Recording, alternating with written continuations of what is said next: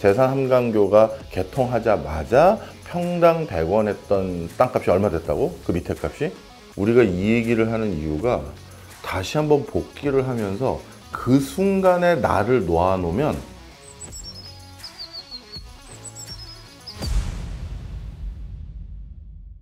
제가 형님한테 그 강남 개발의 역사에 대해서 이렇게 여쭤보는 이유가 어떻게 보면 강남 개발의 역사가 우리나라 부동산 개발의 어떤 역사를 함축적으로 담고 있다? 이런 생각을 지울 수가 없더라고요. 그럼 우리가 이 얘기를 하는 이유가 다시 한번 복기를 하면서 그 순간에 나를 놓아놓으면 나는 그때 그 상황이 돼도 나는 돈을 못 벌었겠다 이렇게 생각할 수도 있어.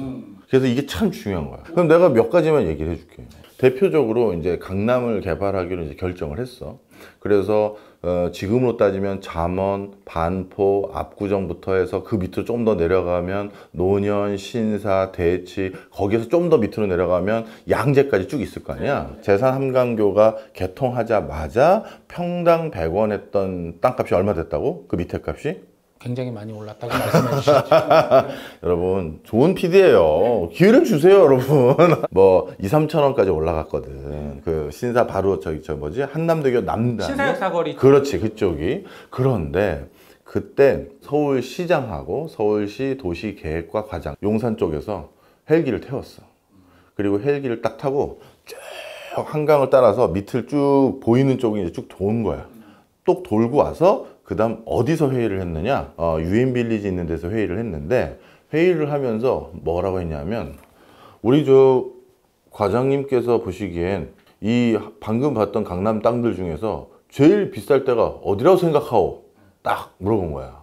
왜 그랬냐면 그때 청와대에서 정치 자금을 만들려고 강남 땅을 사재 끼기 시작했어. 사재 꼈다가 비싼 돈이 되면 되팔아서 정치 자금에 활용한 거야. 청와대에 어떻게 보면 쌈짓돈이라고 할 수 있는 게 제일은행에 그 예금으로 개설되어 있는 게 한 3억짜리가 있었어. 그 당시 3억이면 큰 거지.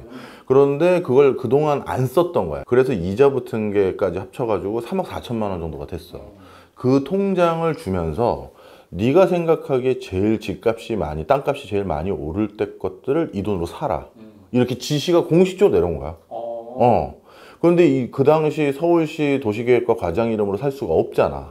그래서 어떻게 했냐면 가명으로 그런 땅을 샀다가 비싸면 되팔아서 여기 돈을 다시 넣어놓으면 된다. 이걸 이제 공무원한테 시킨 거야. 자, 그랬어. 그 당시 그거 보여줬을 때는 아직 강남 일대에 전기 안 들어갔을 때고, 그 다음에 전화 없을 때였어. 그래서 한남대교 제3한강교 건너자마자, 그러니까 한강 남쪽으로 오자마자 쭉 직선으로 앞을 보면 허벌판인데, 약간 어떻게 되냐면 약간의 언덕배기들이 이렇게 능선처럼 여기저기 있는, 지금도 우리가 동호대교 타고 저쪽 밑에까지 쭉 내려가면 약간 계속 올라갔다 내려갔다 올라갔다 내려가자 하잖아. 그런 언덕들은 쭉 있지만 그래도 쭉 이렇게 들판같이 되어 있는 곳이거든. 그랬는데 청와대에서 이 지시를 하기 전에 상황을 내가 그럼 거기까지 힌트를 줄게. 그때 강남 개발된대 하는 소리 듣자마자 제일 먼저 움직인 사람이 2명 있어. 우리나라 최초의 가수요를 난 이 조봉구와 김현묵의 강남 땅값 대거 매집, 이거를 꼽아. 그래서 그만큼 이제 그 당시 경제 해안을 가지고 있었던 이 사람들이 벌써 땅을 이제 땅 투기를 한 거지. 그러면 그런 큰 손들 말고 소소한 사람들이 그래도 나도 땅 좀 사보자 한 사람들이 생길 거 아니야. 그렇죠. 그런데 그렇게 가수요를 했던, 땅 투기했던 사람들은 우리나라 재벌 서열에 이름들이 없어. 아, 그러게요. 그런데 정주영, 그 사람은 이제 땅을 사서 내가 올려야겠다라고 한 거잖아. 그렇죠. 머리 터지는 일이거든. 왜? 아파트를 대한민국에서 이렇게 크게 지어본 사람이 없기 때문에 어떤 사람한테 어떻게 하고 트럭은 어디서 조달받고 자재는 어떻게 하고, 머리 터지는 일임에도 불구하고 이 사람은 그걸 올리는 그거에서 느끼는 아주 묘한 쾌감? 성취감? 성취감. 이걸 자꾸 맛보는 거야. 그리고 뭐 일종의 사명감 같은 것도 있었겠지. 당연히 뭐 그런 거 없이 그냥 돈만 버는 재미로, 난 그렇게 또까지는 생각하고 싶지는 않아. 하여튼 그래서 뭔가 이런 걸 하는 재미. 그러니까 이미 그 당시에 정주영의 현대그룹은 우리나라 1등 재벌 서열로서 대한민국에서 돈 제일 많이 버는 사람이야. 그런 사람이 또 계열사를 늘리고 또 뭘 하고 또 뭘 하는 건 돈독이 올라서 하는 게 아니라 재미가 있는 거야. 돈 플러스 뭐가 있는 거야. 그런데 조봉구나 김현묵이 이런 사람들은 그런 재미가 아니라 돈이 목적이었던 것 같아. 돈만 보고 가면 정말 정주영, 이병철, 뭐 김우중 같은 재벌은 못 돼. 그래서 즐기는 사람을 이길 수 없다는 말이 있나 봐요. 그럼 그거는 돈 보고 올라가는 반열이 아니야. 자, 다시 돌아와서 그런데 그렇게 조봉군이 김현묵이니 아니면 그 당시 복부인들이 땅을 샀는데 시세가 어떻게 됐냐면 그 당시는 강남 근처에서 삼성동 쪽하고 압구정 근처가 제일 쌌어. 어디가 비쌌을 것 같아? 오히려 지금 강남인인 척 하려고 사는 동네라고 불리우는 동네가 있어. 어딜까? 청담동? 청담동이 얼마나 비싼데 강남인인 아니 이게 척을 해. 왠지 의외의 답이 나올 것 같아가지고. 양재동이지. 양재동. 강남 끄트머리 있잖아. 거기까지 가야 되는. 네. 아까 말한 삼성, 그 다음에 압구정, 청담 이런 데가 원래 신사나 이런 데가 원래 가격이 지금 비싸잖아. 근데 그 당시엔 반대였어. 양재 말죽거리 거기가 강남 개발한다니까 제일 비싼 땅값이었어. 왜 그럴까? 이게 이제 한강이 정비가 안 돼가지고 강변에 무슨 뭐 물난리 나고 뭐 그런 정답입니다. 왜 우리가 한강을 두고 조선시대부터 그때까지 한강 이북에만 살았겠어? 그 물난리. 상습 침수 지역이야. 이거 짠 거 아니에요? 저 맞춘 거예요? 하도 맨날 틀려가지고. 여러분, 우리 조 PD 처음으로 맞췄습니다. 다들 박수 좀 쳐주세요. 아니 우리 형님이 항상 그 의외의 정답을 말씀을 하셔가지고 타석에선 둘이 막 진짜 지식 배틀 하거든요. 근데 카메라만 얘기를 하면 뭐야? 눈이 막 동공이 장난이 아니야. 하여튼 정확하게 맞았어. 거기는 원래 사람 사는 데가 아니야. 그렇다고 하더라고. 그래서 강남을 개발한다고 했지만 모두 다 의구심이 있지. 야, 그 맨날 물에 잠기는 동네를 누가 거기서 사람이 산다고 그래? 말이 돼? 그런데 그래도 물에 안 잠기는 다시 언덕이 있는 곳이 있거든. 그래서 그곳이 양재동의 말죽거리 근처야.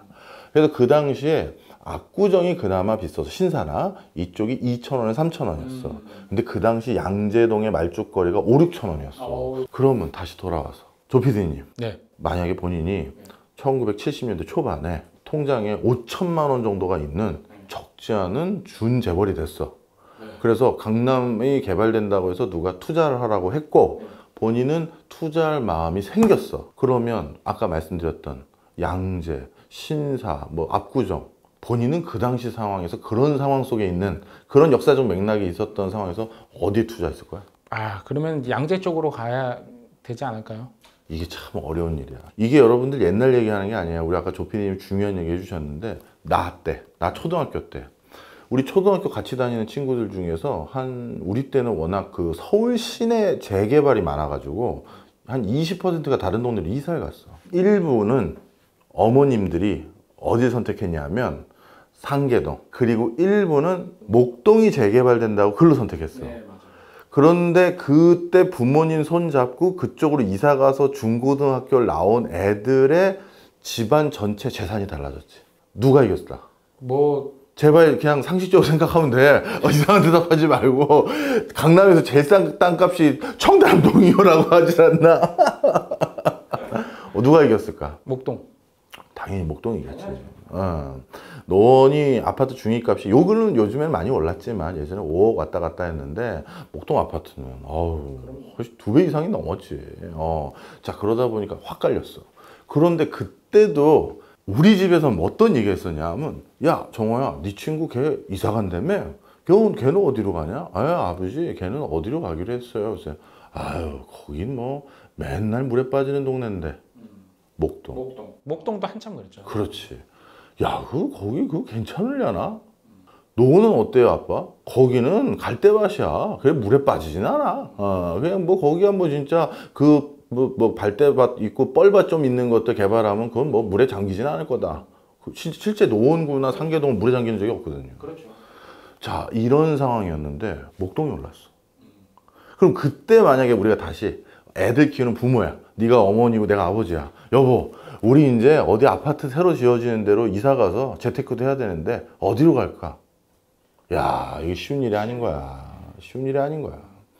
그래서 여러분들 이런 약간 역사적 맥락을 잘 들으셔야 돼요. 기회가 왔는데도 못 잡는 사람이 99%야. 옛날로 돌아간다고 다 다시 잘 되는 게 아니거든.